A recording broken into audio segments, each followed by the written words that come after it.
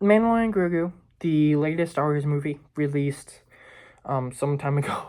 And as one of the videos I'm making for the movie, I'm going to be ranking all 10 Jon Favreau movies from my least favorite to my favorite.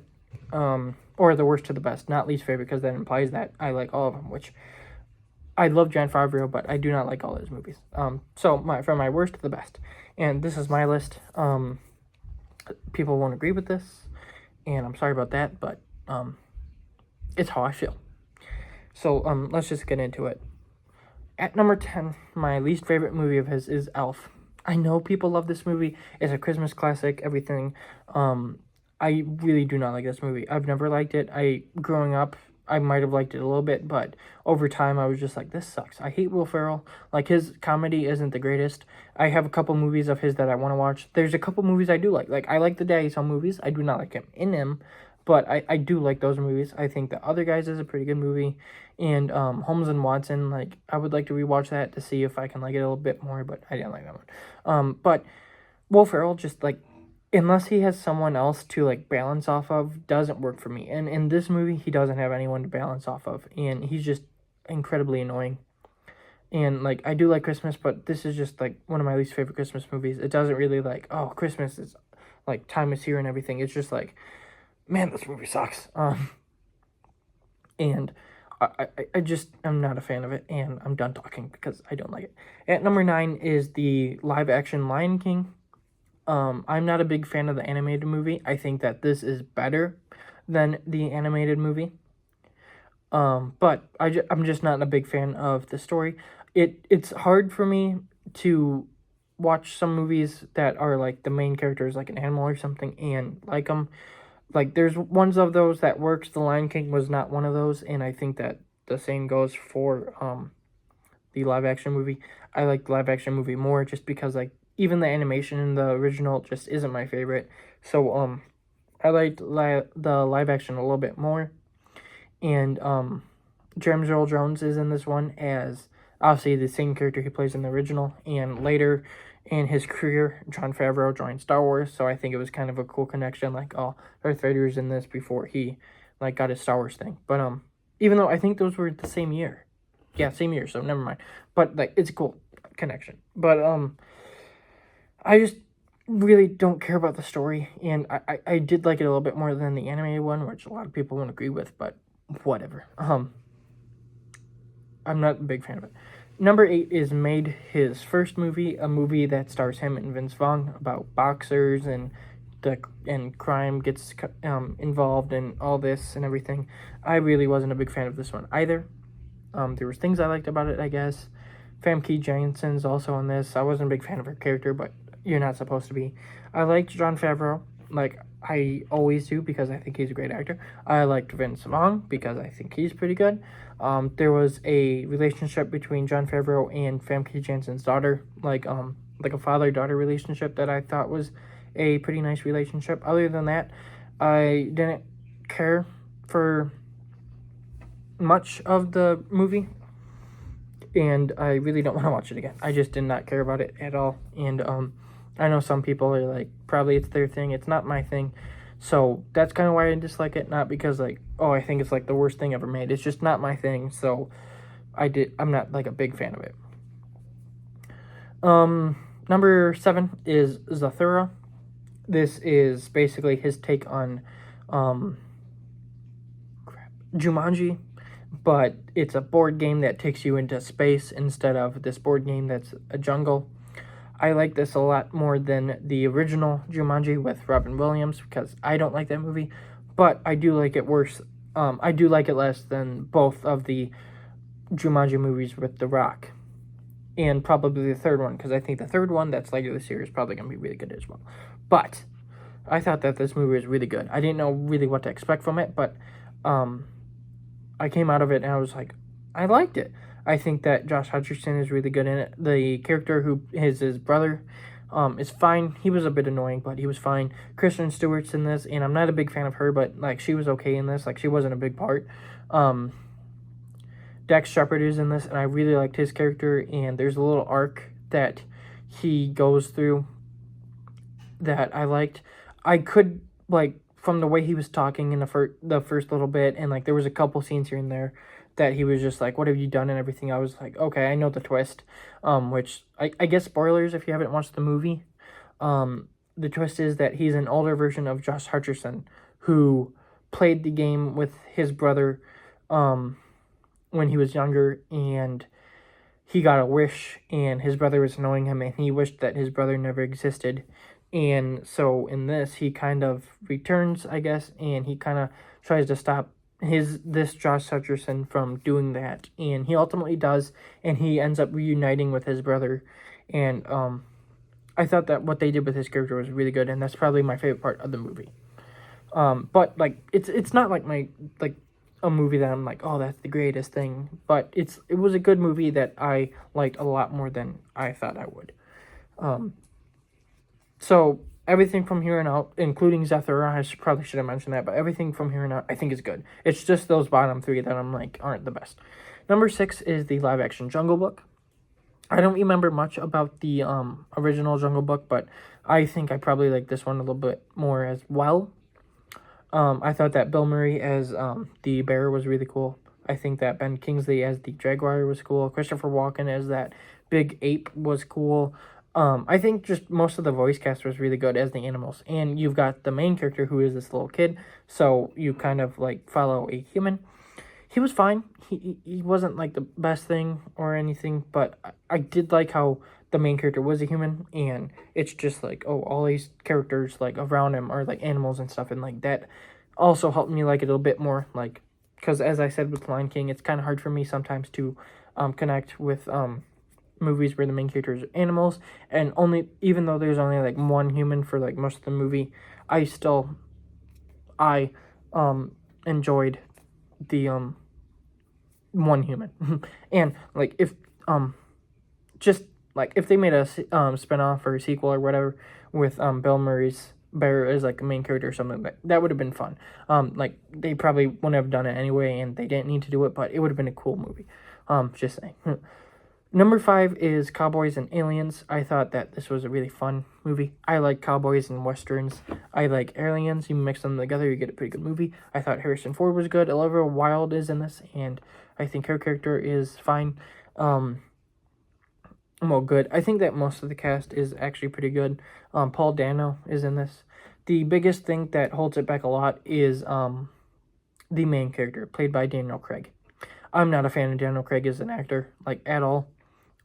So he does drag this down a lot. I gave it a 3 or 3.5 out of 5. I don't remember. But if it's a 3, like, it could have been easily a 4, 3.5 out of 5. Like, if you just keep the same movie, like, same writing and everything, but you switch out Daniel Craig for someone better, this movie would have been, like, maybe it would have been at the same spot, but, like, I would have liked it a lot more than I did. It's just, like, I'm not a fan of Daniel Craig, and he does hold this back a bit, but, like, the action was really fun, and, like, Cowboys I love. Harrison Ford is really cool. I like Harrison Ford as an actor, and it's just Daniel Craig. Number 4 is Chef. This is the movie where Jon Favreau plays a cook, and throughout the movie he kind of goes back to his roots and learns why he loved to cook in the first place. And it's kind of like Jon Favreau being like, why did I love directing and writing and everything in the first place, after putting out movies that are like these studio movies where he doesn't have like as much say as he would like. He does this movie, and I thought it was nice. I really like Jon Favreau, like, as the main character, is really good. He's got a relationship with his son that I like. Scarlett Johansson's in this. Not a big part, but I thought she was pretty good. Robert Downey Jr. cameos, and he was funny. Like, I was laughing, like, throughout his scene, like, the whole time. It's a nice story of, like, this guy just trying to get back to what he loved about it. Like, I really liked it, and I liked it a lot more than I thought I would. Not that I thought I would hate it, but I thought I was going to be a bit lower in it, because it's, like, it's a guy who is cooking. Like, I didn't think I was going to like it as much as I did. But I thought it was a great movie, and it's a movie about chefs, and just makes it a lot more interesting than I ever thought a movie about cooking would be. But it's also got a pretty good cast. It does have a nice sense of humor, and just like the story and everything I thought was extremely nice. But yeah, 4 is Chef. Now these next 3, like, they were kind of like, yeah, those were probably gonna be my top 3 just because of like what they are and everything. But like, Chef is really good. Like, I think that a good chunk of his movies, like, compared to everything, are really good. There's only 3 I dislike, and then from Zathura to Cowboys and Aliens are like really good. There's just like these couple things about him that might not be my favorite. And then Chef, I think, is a 4 out of 5, or maybe a 4.5 when I rewatch it. It's like really nice movie, but I think that these next 3 are 5 out of 5s. I love them for different reasons and everything, and let's just get into them. Number 3 is one of the most hated Marvel movies. That would be Iron Man 2. I love this movie. I grew up with this movie, so maybe that plays into it a little bit. If you want to know where it ranks over, in my ranking of the MCU as of right now, I do have my ranking of the MCU from last year after Fantastic Four. I probably won't update it until after Secret Wars, just to be like, just because, but, it's a little bit lower than, like, it's a bit on the lower side, but that doesn't mean anything because, as I said, this is still a 5 out of 5 movie. I know that stuff happened behind the scenes and everything, but Robert Downey Jr. as Iron Man is phenomenal. I love his version of Iron Man. And Scarlett Johansson gets introduced as Black Widow, and she's one of the original 6. And besides Mark Ruffalo, I think all the original 6 are pretty good. Don Cheadle gets introduced as War Machine, and he's definitely better than Terrence Howard from the first one. Jon Favreau takes a bit of a bigger role as Happy in this one, and I love that because Happy Hogan's one of the best side characters in the MCU. You kind of get Tony and Pepper's love story going more front and center than it was in the first one. Justin Hammer, played by Sam Rockwell, is awesome. I really hope he returns in the MCU one day besides just this one movie. Because Sam Rockwell as an actor is phenomenal. And I really do hope he returns. But he's awesome in this. I would say Whiplash is the only thing that holds it back a bit from being better than like the first one or the third one or like all this. Like, it is my least favorite one of the trilogy. But that doesn't mean anything because it's still awesome. It's got obviously fun action. It's a Marvel movie. It's just amazing. And it's like one of the original ones from Phase 1. And I love Phase 1. I know a lot of people don't, but I love like every movie in Phase 1. Not all of them are 5 out of 5s, but most of the MCU is for me just because like I love Marvel. But Iron Man 2 like is just phenomenal. And as I said, if you want to know where this or the first one rank on my MCU ranking, I had my video from last year. Just go give that a watch just because I really liked making that one. Obviously it was the MCU, and I can't wait to re-update it after Secret Wars. But Iron Man 2 is my third favorite Jon Favreau movie. These next 2 aren't exactly like neck and neck, but it's like obviously number 1 is clearly better for me, but I love both of these, and I love Iron Man 2. I love Chef, and then everything else like I like, but like these top 3 are ones that I just love. I've seen 2 of them countless times. I've seen one of them once as of right now, and I can't wait to watch it many more times. But I will warn you because you're not going to like the ranking. At number 2 is the original Iron Man, the movie that in release order started the MCU. It's obviously the first movie that was released in the MCU and everything. It introduced you to one of the best characters in the MCU, Robert Downey Jr.'s Iron Man. You get Nick Fury a little bit at the end, which he was in Iron Man 2, I should have mentioned that. But also Phil Coulson, the GOAT. Obviously, you've got Pepper in this, who's not a big part. You've got Rhodey, but played by a different actor, so who really cares about him in this one? You've got Obadiah Stane, who's not like one of the best villains. I love Sam Rockwell as Justin Hammer a lot more than Obadiah Stane in this. I think that Guy Pearce in Iron Man 3 is better. I think that the Mandarin in Iron Man 3, even though he ends up being an actor, as he would say, is better than this villain. But like, he didn't need to be the best villain. He just needed to fit the story, and he fitted it great. The CGI and action and everything in this movie is awesome. Like, it's so realistic, and obviously I'm happy that the MCU's gotten to a point where it can be less realistic and more comic booky, but for this movie, it works, and it's just, like, so cool. Obviously, it has the moment at the end where he's like, I am Iron Man, and that completely flips the script on superhero movies where they're supposed to have secret identities and everything. It's just a perfect movie, and it is a great way to start the MCU. Obviously, I give it a 5 out of 5. I think it might be a bit overrated, and it's like, how can you say that? You're giving it a 5 out of 5? Because people are like, oh, this is like top 10 MCU easy. I have it out of my top 10. It isn't like one of my favorites in the MCU, but it's a really good movie. I love it. I grew up with it, so like I love the movie, and I watched it a lot. I can not wait to continue watching it a lot, and I just absolutely love it. But it isn't my favorite Jon Favreau movie because recency bias, call it whatever you want. My favorite is the newest Mandalorian and Grogu. For the simple fact that the Mandalorian is my third favorite show of all time, and the Mandalorian himself is my favorite Star Wars character and my fifth favorite character in all of fiction, after James Reese from Terminal List, Batman, Daredevil, and Spider-Man. Coming in fifth place after those four, it's Spider-Man, Daredevil, Batman, James Reese, and then Mandalorian are my top 5. I absolutely love The Mandalorian, and the show, I just love every season of it. I love Season 1, I love Season 2, I love Season 2.5, aka Book of Boba Fett. I know a lot of people don't, I do. And I love Season 3.